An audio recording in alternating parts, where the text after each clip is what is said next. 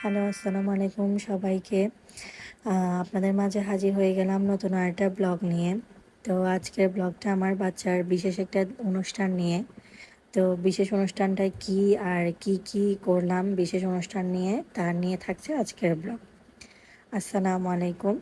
তো এই তো সকালবেলা আম্মু সব কিছু ভিজাতে দিয়ে দিয়েছিলেন, আর এখন সব কিছু ধুয়ে কেটে কুটে নেওয়া হচ্ছে। তো আমাদের চট্টগ্রামে আসলে একটা ট্র্যাডিশন আছে যে বাচ্চার যখন প্রথম দাঁত ওঠে তো নানার বাড়ি থেকে দাদার বাড়িতে কিছু খাবার পাঠানো হয়। স্পেশালি আমি চট্টগ্রামের ভাষায় যদি বলি, দুরুস মানে পুরো একটা মুরগি, হোল চিকেন। আমি জানি না কোন কোন অঞ্চলে এগুলো পালন করা হয়, বাট আমাদের চট্টগ্রামে পালন করা হয়। তো এই তো কিছু বাটা মশলার কম পড়ে গিয়েছিলো, তো ওগুলো আবার ব্লেন্ড করে নিচ্ছিল। তো দেখতে পাচ্ছেন এখানে পেঁয়াজ ব্লেন্ড করে নিচ্ছিল। আর পেঁয়াজ যেহেতু কম পড়ে গিয়েছিলো সেজন্য আবার ব্লেন্ড করে নিচ্ছিল। আর এই তো মুরগি, তারপর আপনার হোল মুরগিগুলো, মাংস সব কিছু ধুয়ে ফ্রেশ করে নিচ্ছিলেন। আর আজকে দুপুরের আয়োজনের জন্য আমাদের মাছ ছিল, তো মাছটা রান্না করে নিচ্ছিল প্রথমে, যেহেতু দুপুরে এটা দিয়ে ভাত খাওয়া হবে। মাছটা অনেক মজা হয়েছিল। বসা বসা করে রান্না করেছিলেন, তো অনেক মজা হয়েছিল মাছটা। এরপর এই যে গরুর মাংস আর গরুর মাংসের হাড় দিয়ে একটা আলুর তরকারি ছিল, ওইটার জন্য সব কিছু মশলা প্রিপেয়ার করে নিচ্ছিল। এটাও খেতে অনেক মজা হয়েছিল। তো সব কিছু দিয়ে ভালো করে হাত দিয়ে মেখে নিচ্ছিল। আসলে যখন আমাদের বাসায় বেশি করে গরুর মাংস রান্না করা হয় তখন এভাবে হাত দিয়ে মেখে রান্না করা হয়, আর এই মাংসটা খেতে অনেক মজা হয়। তো আসলে হাতের কষানোর উপর মজাটা ডিপেন্ড করে, যত ভালো করে মেখে নেওয়া হয় বা কষানো হয় ততই বেশি মজা হয়।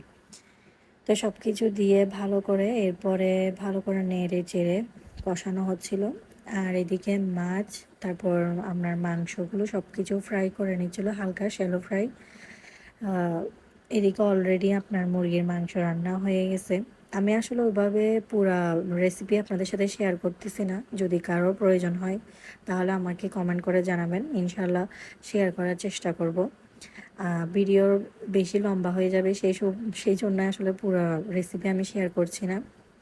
তো এইদিকেই যে আপনাদেরকে বললাম দুরুসের জন্য ঝোলগুলো প্রিপেয়ার করে নেওয়া হলো। আমি জানি না কার কাছে কেমন লাগে এই আইটেমটা, বাট আমি পার্সোনালি যদি চিটাগংয়ান হয়ে থাকি তারপরেও আমার এই জিনিসটা একদম ভালো লাগে না। এইটার মাংসের ভিতর কিছু মানে মুরগিটার ভিতরে আসলে কোনো মশলাই ঢুকে না। তো আমি বুঝি না কেন চিটাগংয়ের মানুষ এটার জন্য এত পাগল। আসলে হয়তো বা প্লেটের সৌন্দর্য বা টেবিলের সৌন্দর্যের জন্যই মানুষ এটার জন্য পাগল, আদারওয়াইজ এটা অত বেশি মজা হয় না। এটা যেহেতু আপনার কাটা চিকেনগুলো আমার কাছে আরও বেশি ভালো লাগে। এই দিক দিয়ে আবার আপনার আলু তরকারিটাও হয়ে গেল, আলু তরকারিটাও খেতে অনেক মজা হয়েছিল। ওই দিনের রান্নাগুলো কম বেশি সব কিছু আসলে মজা হয়েছিল। তো এদিকে ফাইনালি মানে মাছটাও প্রিপেয়ার হয়ে গেল। মাছটা দেখতে পাচ্ছেন, লুকটাই দেখে বোঝা যাচ্ছে যে মাছটা অনেক মজা হবে। আসলে অনেক মজা হয়েছিল। তো এদিকে আন্টি আমাকে একটু করে খেয়ে দেখতে বলছিল যে কেমন হয়েছে টেস্ট। তো এদিকে ফাইনালি ভাতও রান্না হয়ে যাচ্ছে। তো এই তো আজকের ব্লগ হচ্ছে এতটুকুই। এরপরে নেক্সট ডে খাবারগুলো নিয়েও দাদার বাড়িতে যাব, সেটা নিয়ে আমি আগামী পর্বে আপনাদের সাথে শেয়ার করব। যেহেতু ভিডিও অনেক বেশি লম্বা হয়ে যাবে তাই আমি একটা ভিডিওতে সব কিছু দিচ্ছি না। তো পরবর্তী ভিডিও দেখার জন্য আমার চ্যানেলে চোখ রাখুন বা আমার চ্যানেলটা সাবস্ক্রাইব করে রাখুন, লাইক দিয়ে রাখুন। সবাইকে ধন্যবাদ। আসসালামু আলাইকুম। সবাই আমার পাশে থাকবেন। আসসালামু আলাইকুম।